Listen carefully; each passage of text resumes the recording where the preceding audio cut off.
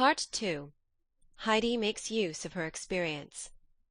Chapter 15. Preparations for a journey. The kind doctor who had sent Heidi home to her beloved mountains was approaching the Sesamon residence on a sunny day in September. Everything about him was bright and cheerful, but the doctor did not even raise his eyes from the pavement to the blue sky above. His face was sad, and his hair had turned very grey since spring. A few months ago the doctor had lost his only daughter, who had lived with him since his wife's early death. The blooming girl had been his only joy, and since she had gone from him, the ever-cheerful doctor was bowed down with grief. When Sebastian opened the door to the physician, he bowed very low, for the doctor made friends wherever he went. "I am glad you have come, doctor," Mr. Sesamon called to his friend as he entered. "Please let us talk over this trip to Switzerland again. Do you still give the same advice now that Clara is so much better?" "What must you think of me, Sesamon?" replied the doctor, sitting down. "I wish your mother was here. Everything is clear to her, and things go smoothly then. This is the third time to-day that you have called me, and always for the same thing." "It is true, it must make you impatient," said Mr. Sesamon. Laying his hand on his friend's shoulder, he continued, "I cannot say how hard it is for me to refuse Clara this trip. Haven't I promised it to her, and hasn't she looked forward to it for months? She has borne all her suffering so patiently just because she had hoped to be able to visit her little friend on the Alp. I hate to rob her of this pleasure. The poor child has so many trials and so little change." "But, Sesamon, you must do it," was the doctor's answer. When his friend remained silent, he continued, "Just think what a hard summer Clara has had. She never was more ill, and we could not attempt this journey without risking the worst consequences. Remember, we are in September now, and though the weather may still be fine on the Alp, it is sure to be very cool. The days are getting shorter, and she could only spend a few hours up there, if she had to return for the night. It would take several hours to have her carried up from Rogget's. You see yourself how impossible it is. I shall come in with you, though, to talk to Clara, and you'll find her sensible. I'll tell you of my plan for next May. First, she can go to Rogget's to take the baths. When it gets warm on the mountain, she can be carried up from time to time. She'll be stronger then, and much more able to enjoy those excursions than she is now. If we hope for an improvement in her condition, we must be extremely cautious and careful. Remember that." Mr. Sesamon, who had been listening with the utmost submission, now said anxiously, "Doctor, please tell me honestly if you still have hope left for any change." With shrugging shoulders, the doctor replied, "Not very much. But think of me, Sesamon. Have you not a child who loves you and always welcomes you? You don't have to come back to a lonely home and sit all alone at your table. Your child is well taken care of, and if she has many privations, she also has many advantages. Sesamon, you do not need to be pitied.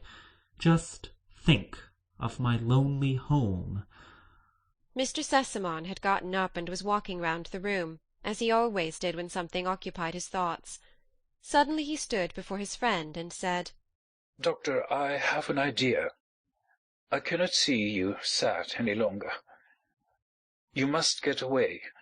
You shall undertake this trip and visit Heidi in our stead."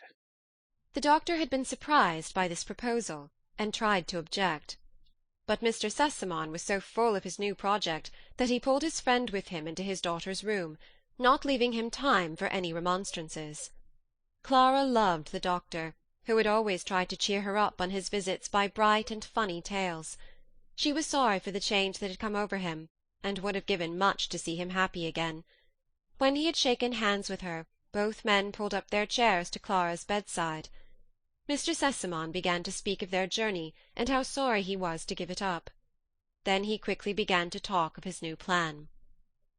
Clara's eyes had filled with tears, but she knew that her father did not like to see her cry, and besides she was sure that her papa would only forbid her this pleasure because it was absolutely necessary to do so.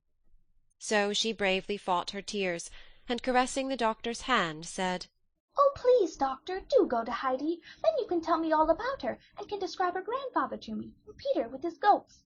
I seem to know them all so well. Then you can take all the things to her that I had planned to take myself. Oh, please, doctor, go, and then I'll be good and take as much cod liver oil as ever you want me to."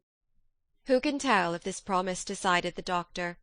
At any rate, he answered with a smile, "Then I surely must go, Clara, for you will get fat and strong, as we both want to see you. Have you settled yet when I must go?" "Oh, you had better go tomorrow morning, doctor," Clara urged. She's right. The father assented. The sun is shining, and you must not lose any more glorious days on the Alp. The doctor had to laugh. "Why don't you chide me for being here still? I shall go as quickly as I can, Sesamon." Clara gave many messages to him for Heidi. She also told him to be sure to observe everything closely, so that he would be able to tell her all about it when he came back. The things for Heidi were to be sent to him later, for Miss Rottenmeier, who had to pack them, was out on one of her lengthy wanderings about town. The doctor promised to comply with all Clara's wishes, and to start the following day. Clara rang for the maid, and said to her when she arrived, "Please, Tinette, pack a lot of fresh soft coffee cake in this box." A box had been ready for this purpose many days. When the maid was leaving the room, she murmured, "That's a silly bother." Sebastian, who had happened to overhear some remarks, asked the physician when he was leaving to take his regards to the little miss, as he called Heidi. With a promise to deliver this message, the doctor was just hastening out, when he encountered an obstacle. Miss Rottenmeier, who had been obliged to return from her walk on account of the strong wind, was just coming in. She wore a large cape, which the wind was blowing about her like 2 full sails. Both had retreated politely to give way to each other. Suddenly the wind seemed to carry the housekeeper straight towards the doctor, who had barely time to avoid her. This little incident, which had ruffled Miss Rottenmeier's temper very much, gave the doctor occasion to soothe her, as she liked to be soothed by this man, whom she respected more than anybody in the world. Telling her of his intended visit, he entreated her to pack the things for Heidi as only she knew how.